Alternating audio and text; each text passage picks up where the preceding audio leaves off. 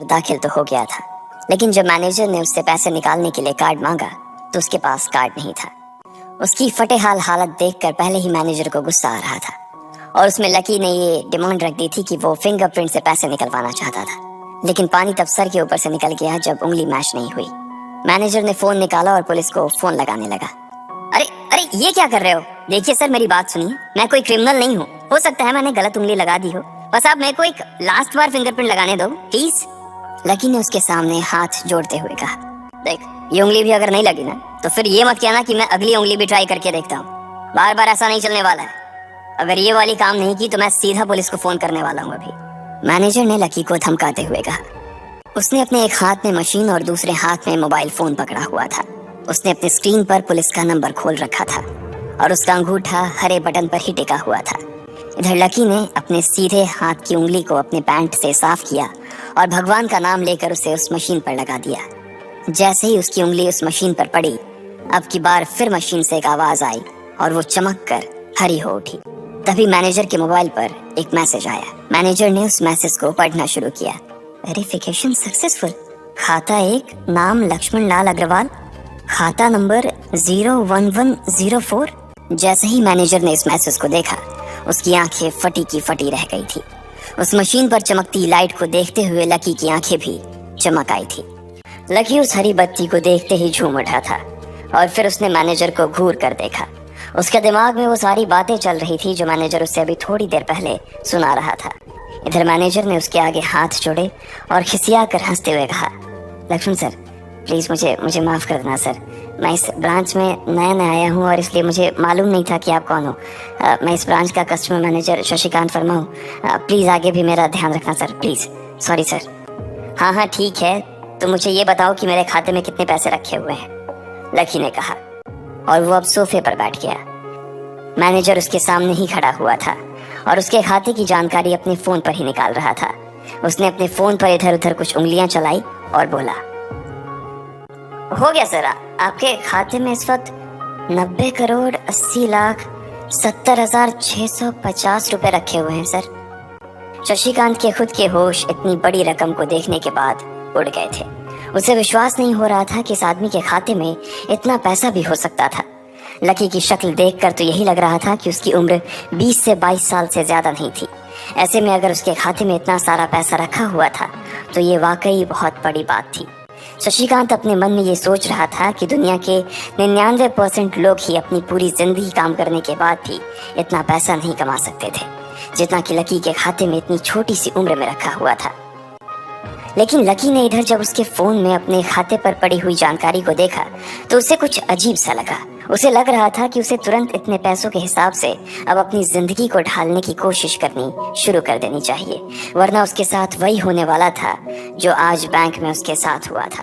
अरे सर, खाते में पैसे के अलावा और भी चीजें हैं जो मैं आपको बताना चाहता हूँ सर। मैनेजर ने फिर से अपनी फोन पर उंगलियां फिराई और बोला, सर एक तो आपके खाते में एक फरारी जुड़ी हुई दिखा रहा है सर। इसके अलावा आपके खाते में 2 किलो सोने की 100 ईंटें रखी हुई हैं, 5 किलो सोने की 20 ईंटें, पिकासो की 3 असली पेंटिंग हैं, 20 हीरे हैं 24 कैरेट के और भी बहुत कुछ है सर।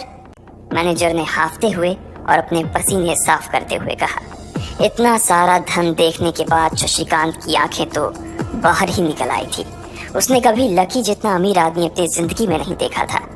जितना पैसा और सोना और जायदाद उसके पास था, उसका 10% भी इस ब्रांच में किसी और के पास नहीं था। ठीक है, चलो मुझे एक कार्ड दे दो तुम, लकी ने अपने दोनों हाथों को अपने सिर के पीछे रखते हुए कहा। जी सर, मैं अभी आपके लिए एक नया कार्ड बनवा देता हूँ सर, मुझे बस 10 मिनट दीजिए सर, बस 10 मिनट, शशिकांत ने कहा और फिर लकी के सामने ही निकल गया। जितनी देर में लकी ने अपने फोन पर फिर से उस मैसेज को खोलकर देखा, उतनी ही देर में मैनेजर उसके लिए एक चमकता हुआ सुप्रीम कार्ड लेकर उसके सामने आ गया था।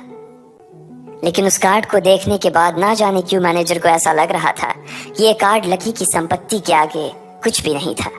फिर भी मैनेजर इसमें कुछ नहीं कर सकता था क्योंकि वो जानता था कि उसके पास इस ब्रांच में इससे बड़ा और कोई कार्ड नहीं था। इसलिए फिलहाल वो लकी को यही दे सकता था। उसने उस कार्ड पर लकी का पूरा नाम लक्ष्मण लाल अग्रवाल गुदवा दिया था। लीजिए सर आपका कार्ड, पासवर्ड वगैरह सर आपको ईमेल पे मिल जाएगा, शशिकांत ने मुस्कुराते हुए कहा। और वो लकी के सामने हाथ बांधकर खड़ा हो गया। इधर लकी ने उस कार्ड को उलट पलट कर देखा और फिर अपनी जगह से खड़ा होकर वो बाहर निकलने लगा। शशिकांत का मन तो यही कर रहा था कि वो उसे दरवाजे तक छोड़ने जाए, लेकिन उसकी ड्यूटी इसी ऑफिस में थी और वो किसी को बाहर छोड़ने नहीं जा सकता था। फिर भी वो लकी के लिए दरवाजा खोलने के लिए आगे आ गया था। इधर यास्मीन अपने कैबिन में अपना सिर पकड़े हुए बैठी थी। उसे समझ नहीं आ रहा था कि आखिर अंदर चल क्या रहा था। एक पल को तो उसे लगा कि लकी पागल नहीं बल्कि बदमाश था कोई, और उसने शशिकांत को बंदी बना लिया था। लेकिन जब वो लकी के लिए कार्ड लाने के लिए अपने दफ्तर से बाहर आया तो यास्मीन को लगा कि कुछ गड़बड़ नहीं हुई थी। फिर ये इतनी जल्दी में कहाँ जा रहे हैं, उसने अपने आप से पूछा। शशिकांत को सुरक्षित देख बैंक के बाकी लोग भी दरवाजे पर से पीछे हट गए थे। वैसे भी उसे देखते ही सब लोग अपनी अपनी जगह पर वापस दौड़े चले जाते थे। शशिकांत का खौफ ही ऐसा था कि उसकी आंखों की झलक भर से खड़ा कर्मचारी जाकर अपनी कुर्सी पर बैठ जाता था। लेकिन एक बार शशिकांत के बाहर आने के बाद वो दोबारा बाहर नहीं आया था और ना ही लकी कमरे से बाहर आया था। इधर यास्मीन परेशान हुए जा रही थी। वो जानती थी कि अगर कुछ भी गड़बड़ हुआ तो सबसे पहले उसकी नौकरी जाने वाली थी। उसने बड़ी मुश्किल से और मेहनत करके इस नौकरी को हासिल किया था और वो किसी पागल की वजह से इसे अपने हाथ से नहीं जाने देना चाहती थी। जैसे ही परेशान यास्मीन ने अपनी नजर उठाकर फिर से उस कमरे की ओर देखा तो पाया कि लकी बहुत ही आराम से उस कमरे से बाहर निकलकर दरवाजे की ओर बढ़ता चला जा रहा था। ए, रुको, तुम इस तरह नहीं जा सकते, यास्मीन जोर से चिल्लाई और भागते हुए लकी के पास चली गई। तुम्हारी हिम्मत कैसे हुई जबरदस्ती हमारे वीआईपी रूम में घुसे चले जाने की, यास्मीन ने गुस्से में पूछा। उसका मन तो यही कर रहा था कि वो अभी लकी का गिरबान पकड़कर उसे झकझोर दे, लेकिन उसने अपने आप को रोक रखा था। मैंने पहले भी कहा था ना आपसे, मैं यहाँ सिर्फ अपना पैसा लेने आया था और कुछ नहीं, लकी ने कहा और मुस्कुराने लगा। यास्मीन ने देखा कि उसके हाथ में एक सुप्रीम कार्ड था और वो उसकी उंगलियों के बीच चमक रहा था। यास्मीन के दिमाग में आया कि लकी ने ये कार्ड कहीं अंदर से चुरा तो नहीं लिया, और इससे पहले कि वो यहाँ से चोरी करके भागता यास्मीन जोर से चिल्लाई, सिक्योरिटी, सिक्योरिटी। उसकी आवाज को सुनते ही दो बंदूक वाले गार्ड भागे भागे यास्मीन के पास आ गए। ये चोरी करके भाग रहा है, पकड़ो इसे। लकी ने जब यास्मीन के मुंह से ये बात सुनी तो उसके कान खड़े हो गए। इससे पहले कि वो वहां से अपनी जान बचाकर भाग पाता, सिक्योरिटी वालों ने उसे धर दबोच लिया था और फिर उसकी जेब टटोलने लगे थे। इधर यास्मीन ने देखा कि उस सुप्रीम कार्ड पर उसने अपना नाम भी गुदवा लिया था। तुम्हारी इतनी हिम्मत कि तुमने शशिकांत सर को डरा कर अपना नाम भी लिखवा लिया इस पर, इसकी जेब चेक करो, यास्मीन ने गुस्से से कहा। दोनों में से एक गार्ड लकी की जेब टटोलने लगा था। लकी की समझ में नहीं आ रहा था कि आखिर ये लड़की उससे समझ क्या रही थी।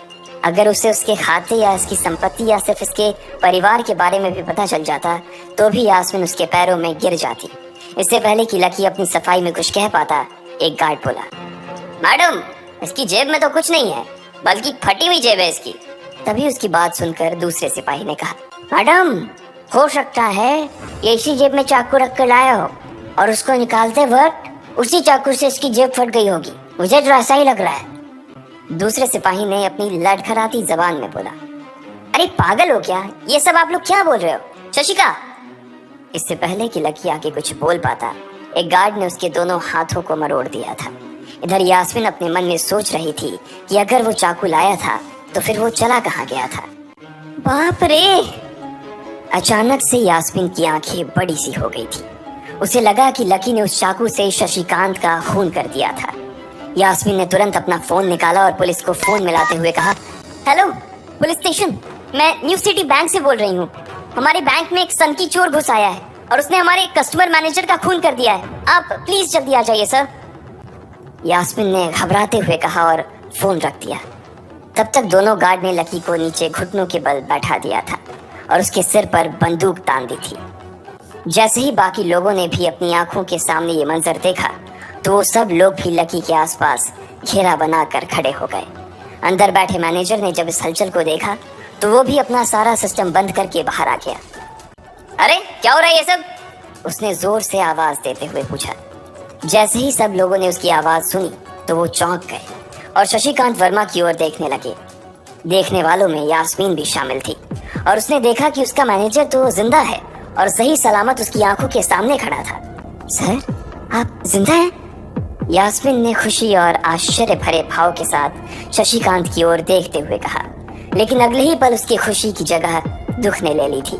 उसे एहसास हो रहा था कि आखिर उसने कितनी बड़ी गलती कर दी थी। यास्मीन ने अपनी ही जुबान काट ली थी और उसके जले पर नमक छिड़का शशिकांत ने। उसने कहा, मैं क्यों इतनी जल्दी मरने लगा और तुमने ये सब क्या तमाशा लगा रखा है?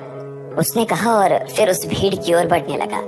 जैसे ही वो आगे आया उसने देखा कि उन लोगों ने लकी को गन पॉइंट पर बैठा रखा है। अरे किसने किया? किसने किया ये? शशिकांत तुरंत लकी की ओर दौड़ा और उसने उसके पास खड़े दोनों गार्ड्स को हटा दिया। फिर लकी को उठाने के लिए उसने अपना हाथ उसकी ओर बढ़ा दिया और बोला, sir I am really sorry sir, इस बेवकूफी के लिए मैं आपसे माफी मांगता हूँ sir, I am really sorry sir. Shashikant उसके पैरों में ही गिरने को हो गया था। लकी उसका हाथ पकड़कर खड़ा हुआ और फिर यास्मीन की ओर घूरने लगा। आप पूछ रहे थे ना ये किसने किया? इसने किया है ये, और इसने सिर्फ इतना ही नहीं किया बल्कि इसने पुलिस को भी बुला लिया है। इसे लग रहा है कि मैं कोई क्रिमिनल हूँ जिसने आपका खून कर दिया है और आपसे ये कार्ड चुरा कर भाग रहा हूँ, ये कार्ड जो आपने मुझे दिया है। लकी ने यास्मीन की ओर उंगली दिखाते हुए गुस्से में कहा। अचानक ही सब लोग थोड़ा पीछे हटकर यास्मीन को देखने लगे थे। यास्मीन घबराई हुई सी फर्श पर तो कभी छत को देखे जा रही थी। यास्मीन, जो मैं सुन रहा हूँ क्या वो सच है? शशिकांत ने यास्मीन को घूरते हुए गुस्से में पूछा।